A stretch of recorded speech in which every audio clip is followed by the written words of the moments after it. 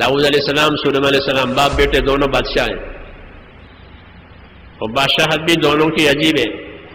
سلیمان علیہ السلام کی بادشاہت مشہور ہے کہ اللہ تعالیٰ نے پوری دنیا پر ان کو بادشاہت دی، جنتوں پر، پرندوں پر، ہواؤں پر، ایسی بادشاہت کسی کو نہیں ملی۔ داؤد علیہ السلام ان کے باپ ہیں، اللہ نے ان کو بادشاہ بنایا، بنی اسرائیل کا ایسا بادشاہ کوئی نہیں بنا، نبی بھی ہیں اور بادشاہ بھی ہیں، اور بنی اسرائیل کے ایسے بادشاہ ہیں کہ سارے بنی اسرائیل ان کی بادشاہت پر متفق ہو گئے تھے، ورنہ بنی اسرائیل کبھی نبیوں پر متفق نہیں ہوتے، ہمیشہ نبیوں سے کھینچتان ان کی رہتی ہے، بنی اسرائیل کی نبیوں سے کھینچتان، اپنے نبیوں سے، نبی بھی انہی کے قوم کے ہوتے تھے، اپنے نبیوں سے کھینچتان کرتے رہتے تھے، پھر اس کی سزا بھی پاتے رہتے تھے۔ داؤد علیہ السلام کی بادشاہت کا نمبر آیا تو بنی اسرائیل متفق ہو گئے آپ کی بادشاہت پر، یہ کتابوں میں لکھا ہے۔ تو داؤد علیہ السلام کو بادشاہت دی اور نعمتیں دی، تو ان نعمتوں کے جواب میں وہ کیا کرتے تھے؟ حدیثوں میں ہے کہ داؤد علیہ السلام پر زبور نازل ہوئی ہے، زبور کی تلاوت کرتے تھے، زبور کی تبلیغ کرتے تھے، اور ایک دن روزہ رکھتے تھے، ایک دن افطار کرتے تھے، ایک دن روزہ رکھتے تھے، ایک دن افطار کرتے تھے، اور راتوں کی عبادت کے لیے اوقات اور گھڑیاں مقرر کر رکھی تھی، اس گھڑی میں سونا، اس گھڑی میں اٹھنا، عبادت کرنا، کیوں نعمتیں بہت ہیں، اور اللہ کا تقاضا بھی تھا کہ نعمتیں بہت دی ہے۔ اعملوا آل داؤد شکرا وقلیل من عبادی الشکور، اے داؤد کے خاندان والو اپنی کارگزاریاں شکر والی بناؤ۔ قرآن پاک پڑھیں آپ، رہبری کرے گا، یہ سب ہمارے لیے رہبریاں ہیں۔ اعملوا آل داؤد شکرا، اے داؤد کے خاندان والو شکر والی کارگزاری بناؤ، کیوں نعمتیں بہت ہیں۔ قلیل من عبادی الشکور، یہ شکایت ہے، میرے بندوں میں شکر گزار بہت تھوڑے، یہ فرمایا۔ یہ رپورٹ اللہ کی ہے، کس کی؟ سرکاری، ہاں سرکاری رپورٹ کہ میرے بندوں میں شکر گزار بہت تھوڑے۔ شیطان جب مردود ہوا اور اللہ نے اسے نکالا تو وہ یہ کہہ کر اترا ہے وہاں سے کہ میں تیرے بندوں کو ایسے بہکاؤں گا کہ تیرے شکر گزار تھوڑے رہ جائیں گے۔ وَلَا تَجِدُ أَكْثَرَهُمْ شَاكِرِينَ، یہ سب نصوص ہیں، قرآن کی آیتیں ہیں، ہدایتیں ہیں ہم کو چوکنا کرنے کے لیے۔ یہ دعوت اسی لیے ہے، یہ محنت اسی لیے ہے کہ یہ چیزیں زندگیوں میں آ گیا وہ زندہ ہو جائے۔ تو شیطان نے یہ اللہ کا، اس کو چیلنج کہتے ہیں، اللہ کے سامنے چیلنج پھینکا تھا مجھے، ہاں یہ اس کی جرت ہے۔ مردود کرنے کے بعد اس نے یہ کہا کہ میں آدم کے اولاد کو ایسا بہکاؤں گا، ان کے مالداروں کو اسراف میں ڈالوں گا۔ کس میں؟ ہاں کہ مال والے اسراف کریں گے اور اسراف سے تبذیر پر جائیں گے۔ اسراف کہتے ہیں ضرورت سے زیادہ خرچ کر دینا۔ 5 روپے میں کام بنتا ہے پھر بھی 15 روپے لگائے، یہ اسراف کہلاتا ہے۔ ضرورت تو تھی لیکن 5 سے پوری ہو جاتی تھی، لیکن 15 اور 10 اور بڑھا دیے، شوق 5 کی ضرورت 15 سے پوری کرنا، اسے کہتے ہیں اسراف۔ یہ شیطان نے چلایا ہے، حدیثوں میں ہے کہ مالداروں کو اسراف سکھایا۔ جب ان کے مالوں میں اسراف آئے گا تو ان کے مالوں کی برکت اٹھ جائے گی۔ یہ مسرف ہے، اللہ اسراف کرنے والوں کو پسند نہیں کرتا، یہ ضرورت سے زیادہ خرچ کرتے ہیں۔ پھر ایک بدی دوسری بدی پر لے جاتی ہے، ایک نیکی دوسری نیکی پر لے جاتی ہے، یہ قاعدہ ہے۔ میری بات سمجھ رہے ہیں نہیں؟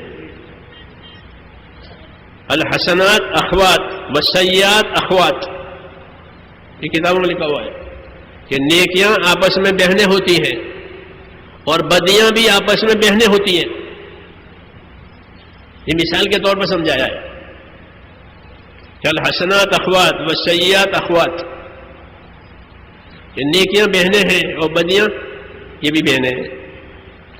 ایک بہن سے رشتہ ہے، ایک بہن نکاح میں ہے تو ظاہر بات دوسری بہن ملنے کے لیے آئے گی کہ یہاں میری بہن ہے. ہوتا ہے. ایک بدی سے رشتہ ہو گیا ہے، دوسری بدی اس کی بہن ہے، وہ بھی آئے گی. تو ایک گناہ میں تھا، دوسرا گناہ جائے گا. ایک نیکی پر تھا، دوسری نیکی آئے گی. کہ آدمی نے وضو کیا ہے تو 2 رکعت تحیۃ الوضو پڑے گا. یہ ایک نیکی وضو کی تھی، وہ نیکی تحیۃ الوضو پر لے گئی. سنت ہے کہ وضو کیا ہے 2 رکعت نماز پڑھ لو. وضو کا حق یہی ہے کہ 2 رکعت سنت، 2 رکعت تحیۃ الوضو پڑھے. تو ایک نیکی کی تھی وضو، تو وہ دوسری نیکی پر لے گیا، یعنی تحیۃ الوضو پڑھے. تحیۃ الوضو پڑھنے کے بعد دعا مانگے گا، یہ تیسری نیکی ہوئی. یہ تیسری نیکی ہوئی. وضو بھی کیا، 2 رکعت بھی پڑھی، دعا بھی مانگی، کچھ اور بھی کرے گا. یہ علماء نے لکھا ہے نیکیاں بہنیں ہوتی ہیں، اس لیے نیکی سے رشتہ جوڑو تو وہ بہنیں اس کی آتی رہے گی ملنے کے لیے دیر سویر. اور گناہ سے اور بدی سے رشتہ جوڑا کہ اس کی بہنیں ہیں وہ بھی آئے گی. تو اسراف زندگیوں میں آیا کہ ضرورت سے زائد خرچ کرنا، کہ اس کی بہن دوسری ہے، وہ کیا تبذیر. ان المبذرین کانوا اخوان الشیاطین، یہ تبذیر ہے. بغیر ضرورت کے مال خرچ کرنا، شوق میں، کوئی ضرورت نہیں ہے، شوق ہے بس، وہ مال دیا ہے شوق میں کہ یہ راستہ شیطان نے کھولا ہے تاکہ اللہ کی شکر گزاری نہ ہو. نبی نے وہ راستہ کھولا تھا کہ کوئی اسراف نہ کرے، مال کو نعمت سمجھ کر خرچ کرے، حق پر خرچ کرے، حق ادا کرے، وہ خیر کماوے، حکم پر لگاوے، حق پر لگاوے. ہاں. اس نے کہا ٹھیک ہے، نبی کو کہنے دو، میں ایک راستہ دوسرا کھولتا ہوں. چنانچہ آج اسراف ہے دنیا میں.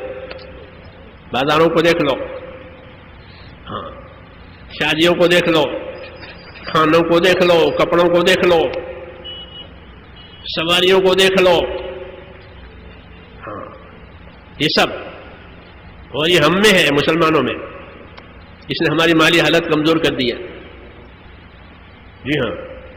اور غریبوں کا حق ادا نہیں ہو رہا، اس لیے ان مالوں میں برکت نہیں ہے. اور برکت کی علامت یہ ہے کہ آدمی اپنے مال سے آخرت بنا لے. جب آخرت نہیں بنتی تو یہ بے برکت ہے. جسے قارون سے کہا نہیں آخرت بنا لے، تو جس نعمت سے آخرت نہ بنے وہ بے برکت ہے، کہ وہ صرف غافل کرنے کے لیے اور گنہگار بنانے کے لیے ہے. اس میں کوئی برکت نہیں ہے. ہاں، عداوتیں ہوتی ہیں، حسد ہوتے ہیں، یہ بے برکتوں کے سارے جھگڑے اسی کے لیے. میں نے کہا نبیوں کا طریقہ نعمتوں کے بارے میں یہ رہا کہ ان نعمتوں کو وہاں خرچ کرو کہ جہاں نعمت دینے والا راضی ہو جاوے. تو داؤد علیہ السلام پر نعمتیں، سلیمان علیہ السلام پر نعمتیں، تو اپنی نعمتوں میں انہوں نے اپنے آپ کو ایسا چلایا. ایک دن روزہ رکھتے تھے، ایک دن افطار کرتے تھے، اور اپنے ہاتھ کی محنت مزدوری سے کما کر کے کھاتے تھے. حدیثوں میں، حالانکہ وہ بادشاہ ہیں، ان کے پاس بیت المال ہے، خزانہ ہے، اس میں سے نہیں لیتے تھے، اجتماعی مال میں سے،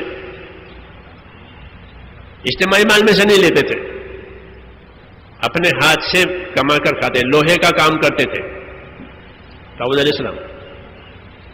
زکریا علیہ السلام لکڑی کا کام کرتے تھے، داؤد علیہ السلام لوہے کا کام کرتے تھے.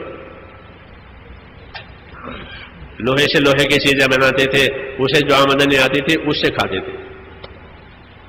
حدیثوں میں کان یاکل بعمل یدہ، اپنے ہاتھ کی محنت مزدوری سے داؤد علیہ السلام کما کر کے کھاتے تھے. ہاں، مال ان کے پاس ہے، خزانے ان کے پاس ہے، چابیاں ان کے پاس ہے، اجتماعی مال اس سے نہیں لیتے تھے. اپنے ہاتھ کی محنت مزدوری سے کما کر کھاتے تھے، اور ایک دن روزہ، ایک دن افطار، اور راتوں کی گھڑیوں میں عبادت، زبور کی تلاوت، زبور کی تبلیغ، یہ سب۔ رسول صلی اللہ علیہ وسلم فرماتے تھے کہ داؤد اپنے زمانے میں خدا کا بہت بڑا عبادت گزار بندہ تھا،